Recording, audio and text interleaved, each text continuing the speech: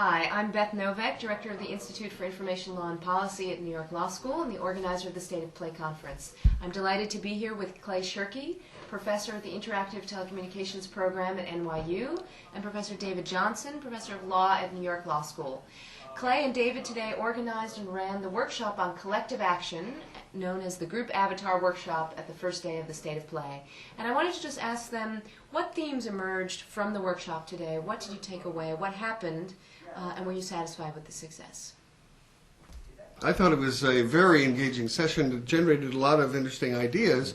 The groups picked different topics, the different projects that they wanted to empower groups to address. But some centralized themes were helping the group see itself, helping people set goals together, and building systems that allow groups to select different constitutions. So in my view, the most interesting idea was the creation of something like a Creative Commons for group constitutions to make it easier for people to form their rules online.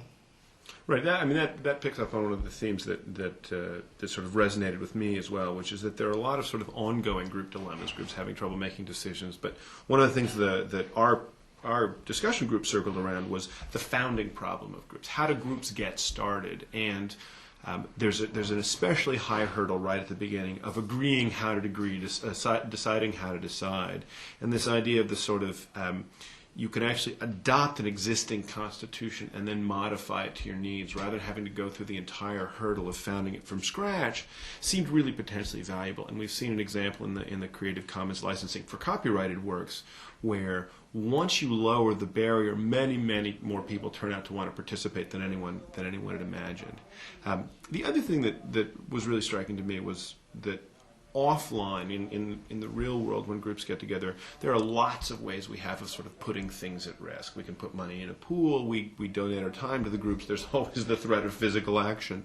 And then a lot of those things are dissipated online, and there was some conversation about letting people put more things at risk to sort of demonstrate their bona fides for group membership. And between those two things as kind of inputs for successful groups, those seemed like not just very interesting ideas, but also potentially ideas that you could potentially make some progress on in the short term. Let me ask you just one more question, which is, going into this today, what did you expect and how did this surprise you? Did this turn out the way you expected the day to, in terms of what your anticipation expectations were for doing a workshop on collective action in the metaverse? Well, the original design decision around the process left it fairly open-ended in order to let people in the room kind of uncover and share their interests. And the risk with that is always that it simply gets so large, the topic is so large and can go in so many directions that you sort of get off in the weeds. And the two interesting things that jumped out to me that I hadn't expected but turned out to be quite successful were people centered in on stories as a way of sort of narrowing in the decision making. So after a long discussion of very broad topics, someone brought up a story of making a mailing list for their building. So they have a co-op building, 17 members, and once they launched the mailing list, they could look at the group dynamics change. And that really energized the conversation. And the other is that people were really talking in sort of units of 5,000 to 50,000, people really moving into the kind of civic action as opposed to small group action, which I hadn't anticipated but turned out to be quite interesting. Most of my work is on much smaller groups, so it was interesting to see people pushing into that civic scale. David, surprises? Given the group, I was not surprised that there was some emphasis on visual feedback loops so that groups could see what they were doing together.